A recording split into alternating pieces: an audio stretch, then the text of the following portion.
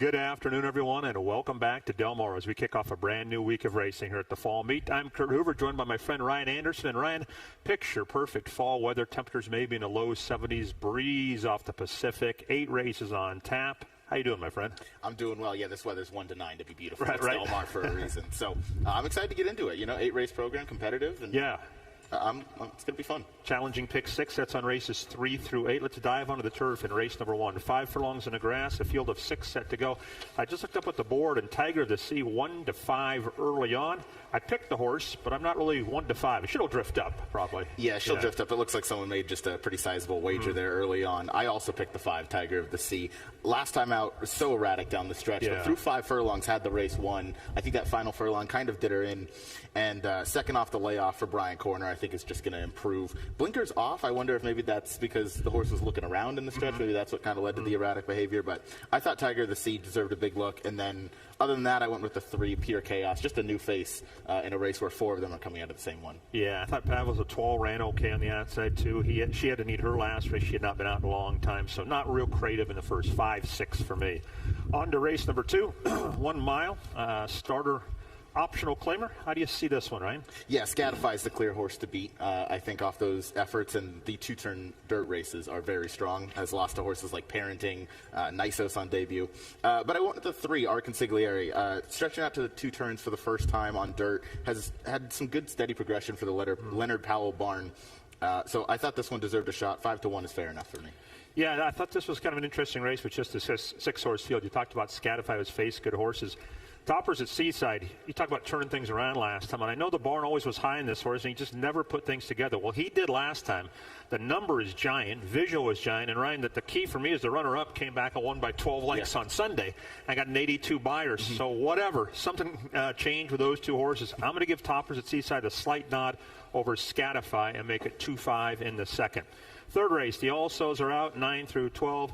Just talking with our morning line maker, my friend John Lees, before I came down. We both said good luck on this race. They're all firsters. They're all okay pedigrees. They're all related to some winners. There's nothing that really jumps out at you.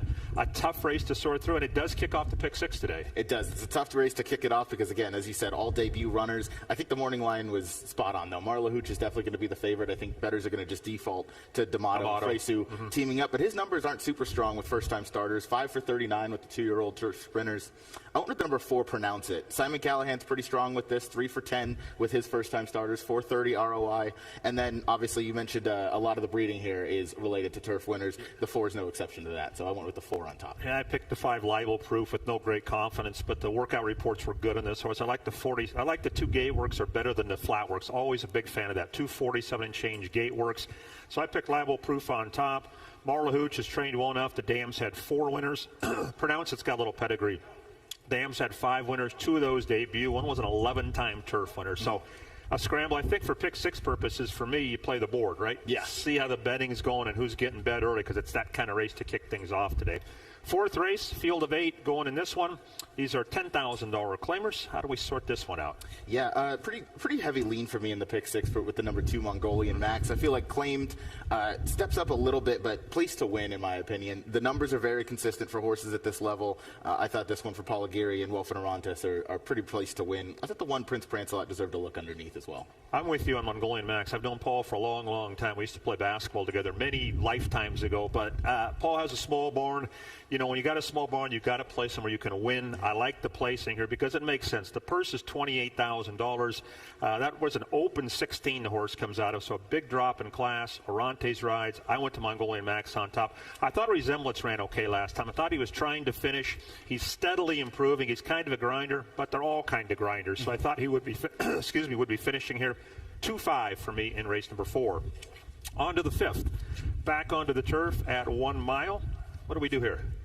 I went with the 4. This was a tough one for sure. The State Bred Maiden 50, but I went with the 4 Shapoval, not exposed to this level yet, dropping down. Kind of has that every other pattern. The 2 and 4 back efforts, including and the 5 back, I think all win here. But that last time effort was certainly disappointing back in August over this track, and then the 3 back was pretty abysmal. So you do see the drop here, but I feel like he might beat his friends in here. And I thought the same for the 9 as well. Finally taking that drop after so many tries at the maiden special weight level. Yeah, I made the same point at Fight Back, which I picked. He's not 0 for 13. or 0 for 12. He's 0 for 0 from 8 and 50. And there is a dramatic difference at this level in California.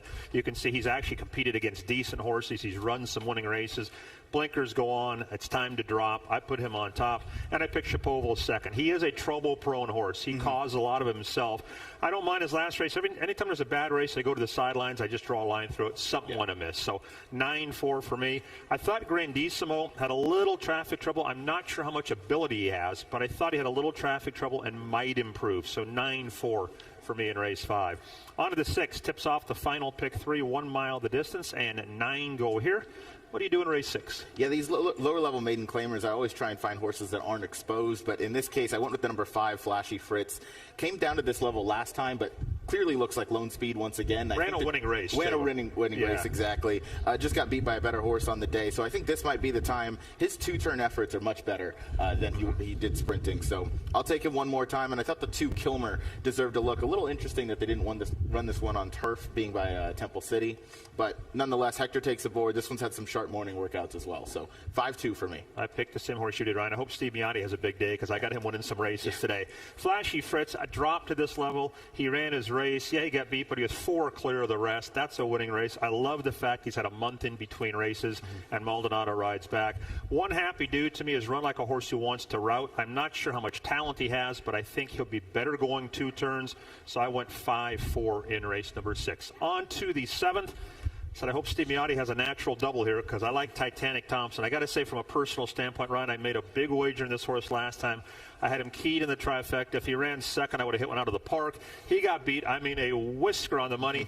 I think 5 is a big plus for him today. I think 5 is a big plus for a few of these runners. I agree with you there. I think the 2, 3, and 4 all have potential to go to the front, so that's where I ended up with the number 6, Jaguar John. I think it's just off the pace, and I also love the move by Andy Mathis. Claimed this horse, protects him, puts him on turf. It shows a lot of intention here, so I'll take the 6, Jaguar John on top, and I think the number 1, Checks on the Way for Umberto Rispoli. I like that 2-back effort going 5 furlongs over this grass course. Draws inside, which is always a plus. Came out of that same race with and the Ohm of the Brave, who's the 2. So I thought Checks on the Way could also sit a good trip. So 6-1 for me. Good gambling race. I said I'm going to pick Titanic Thompson. He is well named. He is a big, massive horse. That's why last time I loved him, because he was finally drawn outside, which I think is a plus. He's drawn outside the other speed. He cracked in the Home of the Brave last time. I hope he can do it again. And then for second, I'm with Jaguar John. Like you, I've always liked this horse, right? And what I really like, it's good barn to good barn to good barn to good barn. Miotti took him back, which means he liked him. Bob Hess did well with him. Andy Mathis is a good barn. So I went to 3-6 in race number 7. 8th and final. Take out the 4, take out the 5. So we got a field of 10 to close things out. Some horses who have run, a first-timer. How do you sort this one out? Yeah, this one's a tough one to end the card on, but the 7, Lady K Westfall, probably going to be your clear speed, especially trained by Luis Mendez. I did go to the far outside in Victoria's Jewel. I thought those last 2 efforts for George Papadromo was kind of inside the other speed there, and that's always a tough place to be. For sure. Draws to the far outside. Especially with cheaper horses. Exactly. They don't really have the kind of heart that a horse like Fierceness of Forever Young might have. So Victoria's Jewel drawn to the outside this time. I think can sit a nice trip, maybe just trip out sitting offside of Lady K Westfall. So 11-7 for me. Yeah, I thought those were the 2 to beat. I'll throw in one other price horse, Southern Anton. When she ran at San Diego, I watched her race in Emerald, and I thought she ran pretty well. Now, it's very hard to judge those Emerald races when they come down here. Some can run, some have no chance, and it's tough to sort them out. I thought last time she ran a little bit better in looks. Didn't break real sharp, had some traffic trouble.